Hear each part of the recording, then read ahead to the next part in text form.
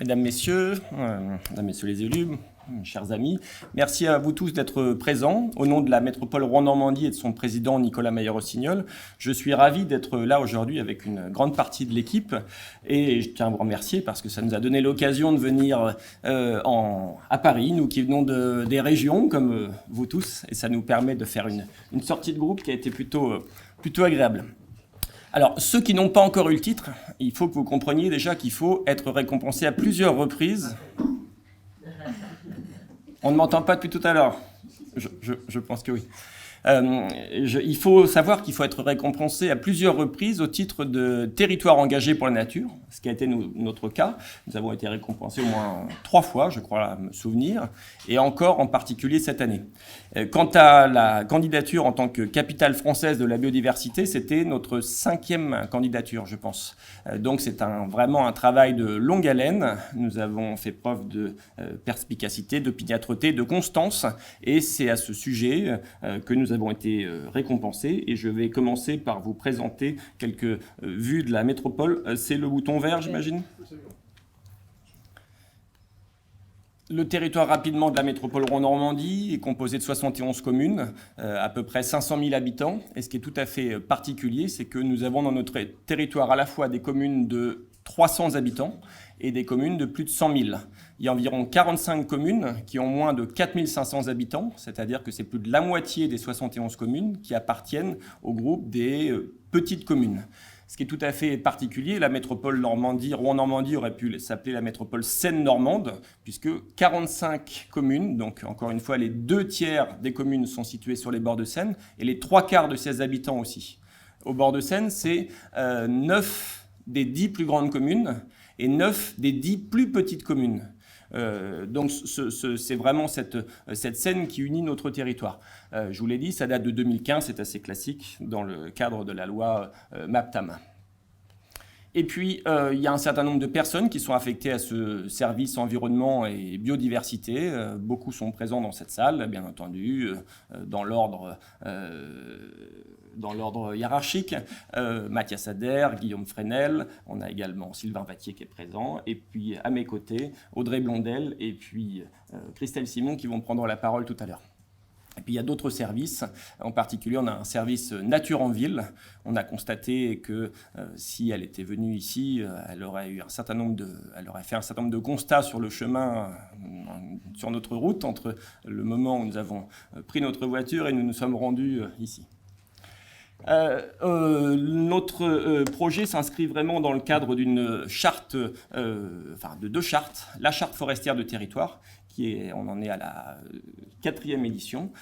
Ça fait donc un peu plus de 15 ans, avec un certain nombre de plans d'action. Il y a environ 6 à 8 axes en fonction des 2 chartes que je vais détailler. Et à chaque fois, ces axes se divisent en sous-actions, avec des actions opérationnelles et un bilan qui est réalisé à la fin de chaque période pour avoir une idée de ce qui a été réalisé, de ce qui reste à faire. Et tout à l'heure, il y aura une petite projection sur ce qui est déjà entamé. Et vous verrez que la plupart du temps, de très nombreuses actions ont déjà débuté. Et puis on a également, à côté de cette charte forestière de territoire, on a une charte biodiversité qui là est un petit peu plus récente puisqu'on en est à la 2e édition, mais il y a à peu près beaucoup de similitudes puisqu'il y a un certain nombre d'actions et ça se décline de la même manière, des axes, des sous-actions, et puis on en arrive au niveau opérationnel. Ensuite, je ne sais pas pourquoi je regarde derrière moi alors qu'il y a l'écran devant moi. Voilà, les axes que j'évoquais. Je passe pour essayer de gagner un petit peu de temps. Et ce qui est tout à fait intéressant sur notre territoire, je l'ai dit, donc 71 communes, un territoire de 66 000 hectares. Et sur ces 66 000 hectares, il y a 25 000 hectares d'espace boisé. Ce qui est tout à fait particulier parce que quand on pense à la métropole de Rouen, on pense plutôt à la pétrochimie, éventuellement à l'industrie pharmaceutique, à un certain nombre d'accidents industriels de ces dernières années. Et pourtant, 1/3 de notre territoire est couvert de forêts. Et ce qui est tout à fait particulier dans notre cas, c'est que ce sont en grande partie, pour la majorité d'entre elles, des forêts publiques communale ou depuis peu métropolitaine, puisque ce sera détaillé. Nous nous sommes engagés dans une politique d'acquisition foncière, ce qui est assez peu fréquent pour une métropole.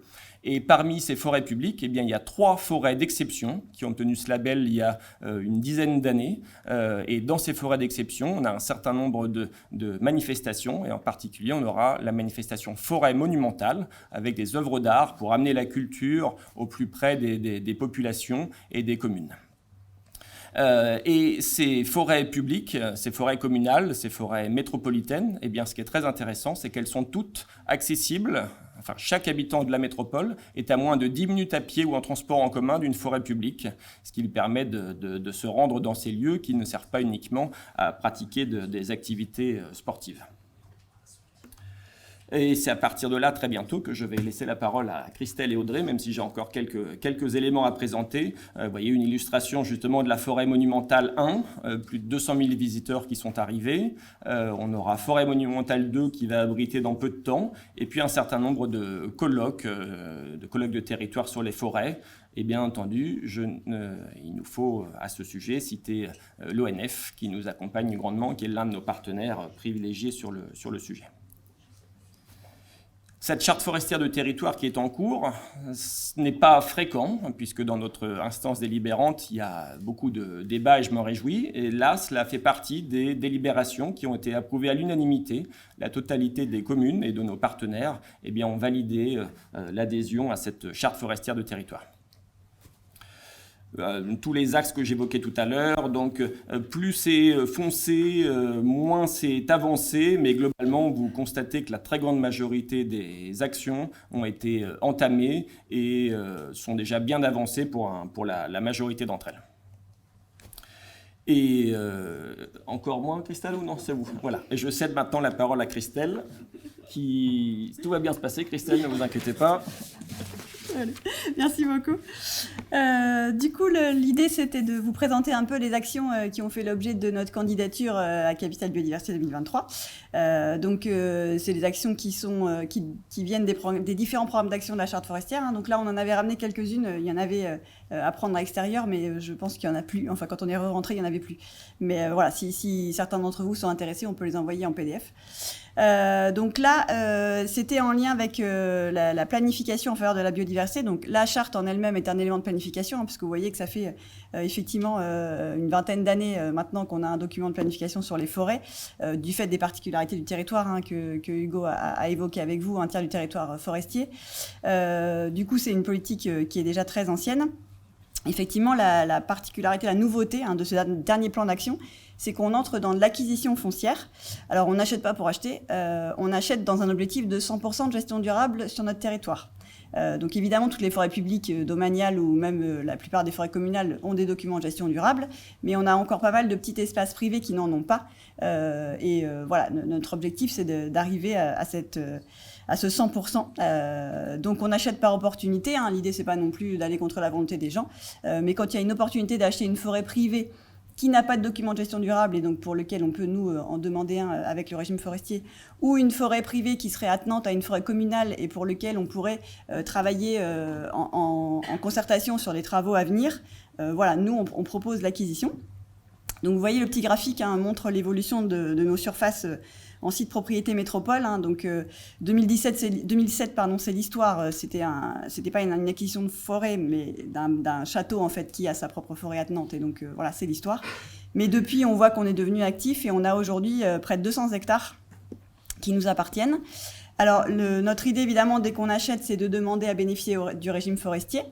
Vu la vitesse d'acquisition, on n'a pas de document d'aménagement encore aujourd'hui pour toutes nos forêts, mais ça va venir. On est dans la planification avec l'ONF là-dessus. L'idée aussi, nous, c'est de mieux connaître ces espaces-là. Donc, on fait des inventaires naturalistes. Alors, pareil, on les programme dans le temps. On a commencé l'année dernière. On le fait petit à petit sur les surfaces qu'on achète. L'idée, c'est que ces inventaires viendront donner des arguments au moment de la rédaction de l'aménagement forestier. Et puis nous, on souhaite y pratiquer des pratiques sylvicoles qui sont plutôt bénéfiques à la biodiversité. On est aussi en réflexion sur la certification, démarche de certification. Donc il y a une certification de groupe qui est proposée par le Parc naturel régional des Boucles de la Seine-Normande. Donc on a un territoire qui est en partie sur le parc. Donc on a intégré cette démarche-là pour certifier la seule forêt pour laquelle on a un document de gestion durable aujourd'hui. Donc voilà, là j'ai mis une petite photo d'illustration puisqu'on a réalisé notre première action de gestion cette année, donc c'était une coupe, donc voilà, c'est un peu impactant quand même, mais l'idée c'était de faire tomber des épicéas dépérissants et scolités et de remplacer par une plantation de feuillus, donc qui aura lieu là prochainement, et puis de maintenir des milieux plus ouverts, donc voilà, ça c'est l'objectif de cette coupe-là. Dans cette logique d'acquisition, on fait aussi beaucoup d'accompagnement. Alors accompagnement au niveau des communes, donc pour les forêts communales, soit parce qu'elles ont un document de gestion et donc on travaille avec les communes pour qu'il y ait une meilleure prise en compte de la biodiversité dans les documents de gestion, soit parce qu'elles n'en ont pas. Aujourd'hui, on a encore des communes qui n'ont pas de document de gestion. Donc il y a tout un travail de concertation, d'information des élus. On travaille aussi avec les propriétaires privés, puisqu'on l'a dit, bon, déjà parce qu'on achète des forêts privées, donc ça se fait en concertation avec les propriétaires privés, mais aussi parce qu'on aimerait faire des chantiers communs, des chantiers groupés, faire déplacer une machine pour intervenir en forêt de la métropole, en forêt communale et en forêt privée, si on peut. On n'y est pas encore là, mais on espère y arriver. Et puis, bien sûr, il y a de la sensibilisation des habitants dans tout ça. Il faut aussi qu'eux comprennent ce que c'est la gestion durable de la forêt. Donc là-dessus, on a plusieurs outils. On fait des opérations ponctuelles. On a notamment labellisé pas mal d'arbres remarquables dans les forêts, pour que le côté remarquable, c'est parfois une essence qu'on trouve de moins en moins ou une essence qui ne devrait pas être là et qui se trouve là. On a aussi travaillé sur la valorisation d'une coupe sanitaire. Donc encore là, il y avait pas mal d'arbres dépérissants dans un arboretum qu'on a ouvert au public il y a quelques années. Du coup, il fallait couper. L'idée, c'était que cette coupe, elle serve en fait pour acculturer les élus, les propriétaires privés et le grand public à la gestion forestière durable, puisque on a ouvert en fait le chantier à tous ces publics-là sur des temps différents pour faire un petit peu la démonstration. Donc il y a un petit film qui existe que je ne vous présenterai pas là parce qu'il est un peu long, mais voilà, vous avez le lien et vous pourrez aller voir du coup tout ce qui s'est passé. Et puis on a la chance sur le territoire d'avoir 3 maisons des forêts. Donc c'est des lieux d'accueil du public scolaire et du grand public où on fait beaucoup d'animations sur tous les domaines de la forêt. Hop, voilà, je vous ai mis quelques chiffres. Donc on accueille du public scolaire en semaine et du grand public le week-end ou pendant les vacances scolaires. Donc là, vous avez le bilan de l'année, alors arrêté au 31/10, donc c'est pas une année complète, mais on a déjà 200 classes qui sont passées dans les maisons des forêts et à peu près 14 000 visiteurs depuis le début de l'année. Donc vous voyez, on a 3 structures, mais il y en a une qui fonctionne un peu de façon dégradée depuis près de 2 ans, puisque malheureusement on a eu un incendie et donc on a perdu une structure. Donc là, on fonctionne de façon un peu moins intense, on va dire, puisqu'on ne fonctionne pas en hiver qu'avant. Donc en fait, on pouvait atteindre 300 classes par an dans nos structures pour faire de la communication, de la formation sur la forêt, la gestion durable, la biodiversité. Je crois que je passe à... Bonjour à tous. Donc moi je vais vous faire un petit focus sur la deuxième fiche action de notre candidature qui était sur l'axe biodiversité locale et gestion et suivi, et donc notamment sur le programme Haies qui s'insère dans l'axe protéger et valoriser la biodiversité par les pratiques agricoles en milieu rural. Parce qu'on travaille aussi avec les exploitants agricoles ou avec les communes qui peuvent être propriétaires de foncier agricole. Donc cette action sur le programme Haies, elle s'insère dans ce 5e axe qui regroupe aussi des actions sur les plantes messicoles. Donc ce sont les bleuets, les coquelicots, toutes les espèces qui étaient très présentes avant dans nos campagnes et qui ont disparu en partie avec les traitements phytosanitaires qui ont augmenté. On a un axe aussi qu'on devrait développer dans les années qui viennent sur les bords de route pour essayer de favoriser les corridors écologiques sur les bords de route.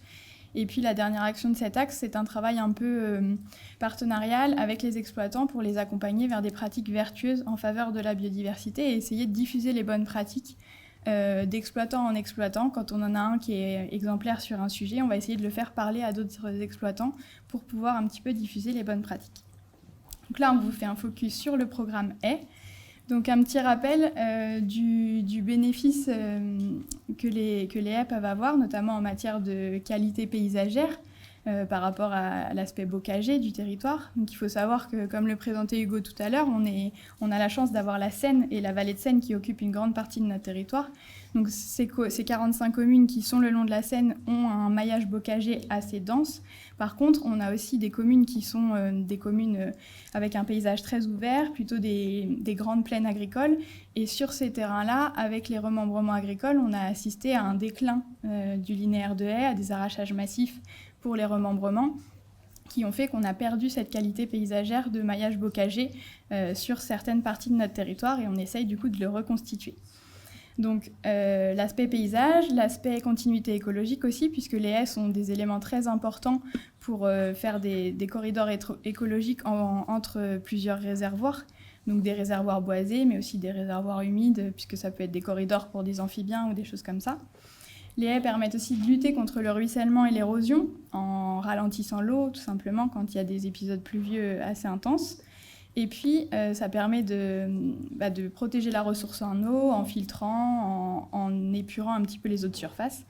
Et on fait le lien aussi avec tout ce qui est production d'énergie renouvelable. Donc, les haies peuvent alimenter la filière bois énergie d'un territoire. Donc, une petite illustration de la structure d'une haie bocagère. Donc nous, ce qu'on cherche à reconstituer, ce sont des haies fonctionnelles. Donc on implante à la fois une strate arbustive et une strate arborée avec des arbres de Auger. Après, parfois, on a la chance de travailler à proximité d'un fossé avec un talus pour faire une vraie haie bocagère qui peut avoir une utilité encore plus forte pour la biodiversité. Et ce qu'on essaye de faire aussi, c'est qu'une fois que la haie est implantée, c'est d'avoir une gestion adaptée du pied de la haie pour que la strate herbacée se redéveloppe, pour qu'on ait vraiment une haie bocagère bien étagée. Donc là, les exemples que vous voyez, ce sont des haies qui sont déjà présentes sur le territoire de la métropole, là où on a la chance d'en avoir encore. Donc le but de notre action et de notre programme haies, c'est de redensifier le maillage bocager et de développer les haies sur notre territoire. Donc ça a commencé en 2015 avec un premier recensement des linéaires de haies sur notre territoire. On s'est intégré aussi dans l'appel à manifestation d'intérêt Amis Bois, qui permettait en fait de développer la filière bois-énergie en lien avec l'aspect production bocagère. Donc via les haies et le travail sur les haies bocagères, on arrive à associer un volet économique à un volet écologique. Et donc les haies prennent d'autant plus d'importance quand on arrive à leur donner une valeur économique aussi, en plus de préserver la biodiversité. Depuis 2018, on a mis en place un dispositif haies. Donc c'est un dispositif de plantation de haies sur les espaces agricoles et naturels. Et on participe aussi à la réalisation de plans de gestion pour accompagner les exploitants agricoles à valoriser leurs haies. Parce qu'on a beaucoup d'exploitants sur notre territoire qui ont des haies, mais qui ne savent pas forcément comment les valoriser, à quelle structure faire appel pour valoriser le bois, pour avoir une gestion durable. Donc on essaye aussi de les accompagner vers ça. Et on tient à souligner aussi l'aide de l'Europe sur ce projet-là, puisqu'on est financé depuis 2019 par le FEADER, enfin de 2019 à 2021, et depuis 2022, c'est le FEDER qui a pris le relais pour nous aider à financer ce programme. Donc c'est un financement, là, maintenant, à 80% de FEDER. Donc la métropole cofinance à 20% seulement le programme de plantation. Donc concrètement, le programme haies, c'est une démarche collective. On prend d'abord contact avec les communes du territoire pour les informer des linéaires de haies qu'elles ont sur leur territoire et voir là où il pourrait manquer des haies.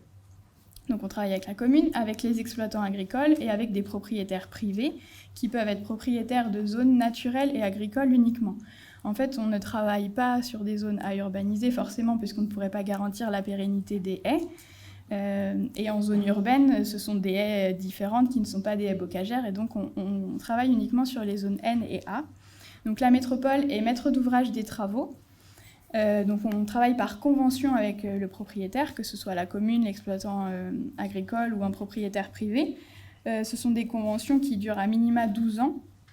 Et on est en train de réfléchir à essayer de contractualiser via des obligations réelles environnementales pour donner encore plus de pérennité à ce dispositif et garantir vraiment la pérennité des haies qu'on plante. Donc en gros, rapidement, un chantier, Si nécessaire, on peut avoir à travailler superficiellement le sol pour faciliter l'implantation de la haie. Ça dépend de la nature du terrain là où on implante la haie. Éventuellement un désherbage juste au motoculteur pour diminuer la concurrence à l'implantation des plants.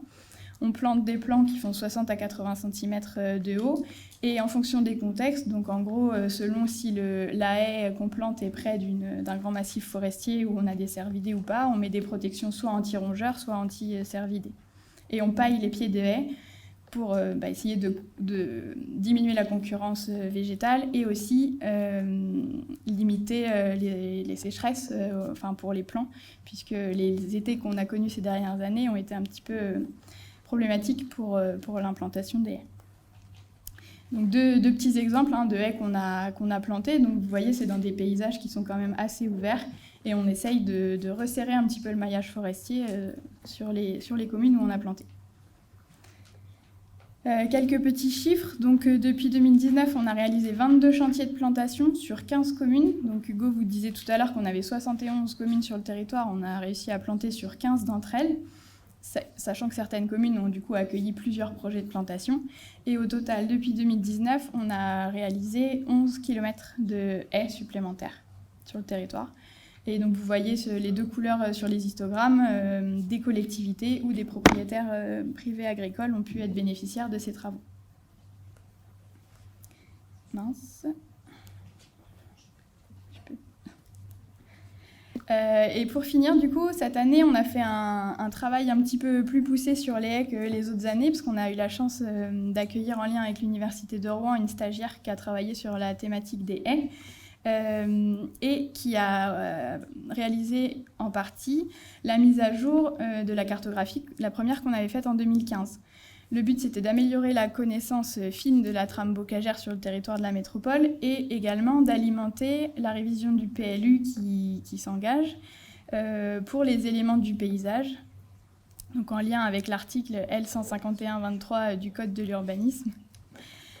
Donc elle a réalisé 3 grandes missions. La production d'un guide méthodologique pour la numérisation des haies.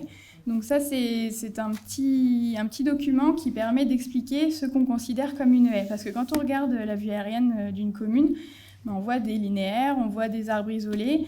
Mais si, par exemple, 2 linéaires sont distants de plus de 20 mètres, on a considéré que ce n'était pas une haie interrompue de 20 mètres, mais bien 2 segments de haies qu'il fallait reconnecter. Et ce guide méthodologique permet un petit peu d'illustrer, de voir ce qu'on peut considérer comme une haie et ce qu'on ne considère pas comme une haie d'un seul tenant, pour essayer de remailler tout ce bocage. Le deuxième travail qu'elle a réalisé, c'était un travail d'élaboration d'une fiche de caractérisation des haies, donc pour essayer de mieux connaître les haies et d'essayer de définir des typologies de haies sur le territoire de la métropole. Et le troisième travail, c'était la mise à jour, donc vraiment sur la base des orthophotos, des linéaires de haies, pour essayer d'affiner la cartographie qu'on a et pouvoir identifier les secteurs qui sont à privilégier pour recréer ce maillage bocager.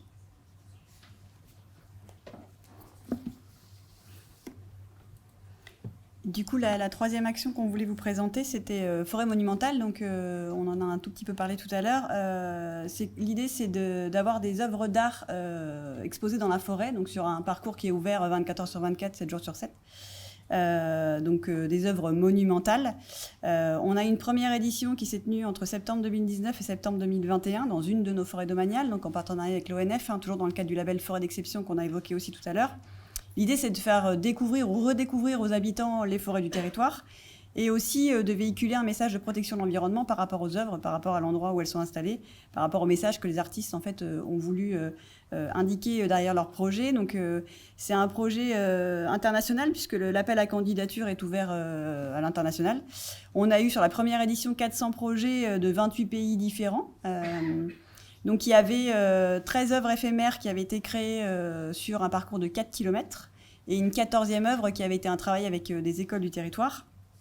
Et quand ça s'est achevé, donc en septembre 2021, on avait 400 000 visiteurs qui avaient été comptabilisés par l'éco-compteur qui étaient installés sur le chemin. Donc, plutôt une belle réussite pour l'opération, ce qui fait qu'elle a été renouvelée. Je vais un peu vite dans ma présentation. Je voulais vous montrer quelques œuvres qui avaient été mises en place sur Forêt Monumentale 1 et un petit peu les messages justement qui étaient véhiculés derrière. Donc sur la première, c'était un arbre mort qui mettait en avant le côté décomposition et renouvellement de la vie avec tout ce qui peut s'installer dans les arbres morts. Hein. Donc c'était une œuvre qui avait été réalisée en palette, en boîte palette. La deuxième, qui était une œuvre d'un Norvégien, c'était l'idée d'écouter la nature pour mettre en avant les menaces en fait, qui pesaient sur le fragile équilibre entre la nature et les activités humaines. On a eu également une œuvre sur les questions de capacité de production, de mode de production et de qu'est-ce qu'on va pouvoir encore subir ou pas. Donc là, c'était le pylône électrique qu'on voit qui était dans la forêt. Et puis le bal, qui était une œuvre sur le déclin de la biodiversité. Ils avaient fait un refuge à oiseaux en forme de lustre sous lequel on avait mis des petits rondins qu'on voit sur l'image. Donc voilà, c'était quelques exemples. Donc ça a été démonté, hein, c'était une durée de 2 ans sur cette édition-là. Donc du coup, comme on a eu une forte réussite, l'idée c'était de renouveler l'expérience. Donc un nouveau projet dans une nouvelle forêt. On change aussi de forêt pour faire découvrir autre chose aux habitants. Il faut savoir que la forêt verte, hein, c'est une hêtraie cathédrale, donc c'est un peu quelque chose de particulier chez nous, puisqu'on a encore beaucoup de hêtres dans cette forêt-là, et donc une futaie régulière donc, qui donne vraiment cet aspect cathédrale. Là, sur la deuxième édition, on change de côté du territoire, on passe en forêt de Roumare, où là, on est dans une forêt de feuillus avec un mélange de résineux sur une partie du parcours, donc c'est aussi intéressant de montrer ces deux côtés-là au public. Donc une nouvelle charte graphique, hein, vous avez un peu la primeur puisque la conférence de presse pour indiquer les lauréats a lieu vendredi. Donc voilà, donc il y a eu toujours un appel à candidature internationale avec cette fois-ci 326 candidatures, 33 pays. Il y a 9 artistes qui ont été choisis dans ce cadre-là. Et on a d'autres œuvres pour le coup qui sont sorties de l'appel à candidature où on a imposé plus de choses. Donc une œuvre avec un artiste de la République tchèque parce que ce projet rentre dans le cadre de notre candidature à Capitale de la Culture 2028, donc le partenariat avec la République tchèque. Une œuvre qu'on a souhaité travailler avec les établissements d'enseignement supérieur du territoire puisque on a des établissements d'architecture et d'art sur notre territoire. Donc ça sera une œuvre en anamorphose. L'anamorphose, je ne sais pas si vous savez, mais c'est des traits de peinture et en gros, si on regarde comme ça ressemble à rien. Et si on se met en un point précis, ça donne une œuvre qui est remarquable. On a une œuvre en biosourcé où là, on a imposé le matériau. L'idée, c'est de valoriser la production de lin normande, puisqu'on a des filatures qui ne sont pas très loin de notre territoire. Et on a un savoir-faire au niveau Normandie. Donc, c'est une œuvre qui sera en biosourcé en lin normand. Et la dernière œuvre qui est une nouveauté par rapport à la première édition, ce sera une œuvre qui va être pérenne, donc qui restera après septembre 2026. C'était la remarque qu'on nous avait fait suite à la première édition. En fait, les gens ne voulaient pas qu'on démonte tout. Alors, certaines œuvres s'étaient dégradées avec le temps, c'était le jeu. Mais c'est vrai que d'autres étaient encore en bon état et les gens nous demandaient « mais pourquoi vous démontez ? C'est tellement bien !» Et c'était le projet, il était comme ça. Les œuvres n'avaient pas été réfléchies pour être plus durables. Mais du coup, on a écouté ce message et donc là, on a une œuvre qui va rester 10 ans. Elle ne restera pas toute la vie, mais au moins 10 ans sur le parcours. Donc là, je vous ai mis quelques exemples des artistes qui ont été retenus. Donc un xylophone géant en haut, donc tout en chaîne avec les portiques en chaîne et puis les choses qui vont se déplacer en chaîne avec une sonorité du coup assez particulière. On a les chaumes, donc c'est des structures en chaume comme son nom l'indique, dans lesquelles on va pouvoir monter en fait et se prendre en photo juste la tête qui va ressortir comme si on était un géant dans la forêt. Et puis une cathédrale en référence à la cathédrale de Rouen qui est quand même un monument assez important, donc une cathédrale de verre dans la forêt sur laquelle ils vont faire pousser des plantes. Donc voilà, je vous invite à venir à partir de juin 2024 à Rouen pour découvrir Forêt Monumentale 2. Je crois que j'en ai terminé. Voilà. Et évidemment, je voulais glisser quelques mots au sujet de la capitale la capitale européenne de la culture. Donc, la proclamation des résultats aura lieu dans 1 mois. Donc, la ville tchèque a été retenue. Je me retiendrai bien de préciser son nom et de le répéter. Je vous invite à aller vous reporter à la manière dont ce nom s'écrit. En ce qui concerne la ville de la France, eh bien, nous avons 4 villes qui sont encore candidates. Bourges, Clermont-Ferrand, Reims et Rouen. Et nous espérons vraiment obtenir ce titre. C'est à ce sujet que je porte ce badge. La proclamation des résultats aura lieu le 13 décembre et nous avons vraiment bon espoir. Et au plein cœur de notre projet, eh bien, il y a bien entendu, cela a été dit, la forêt et la Seine. Je ne voulais pas créer de troubles s'il y a une autre ville candidate dans cette même salle. Voilà, en tout cas, que le meilleur gagne. Merci.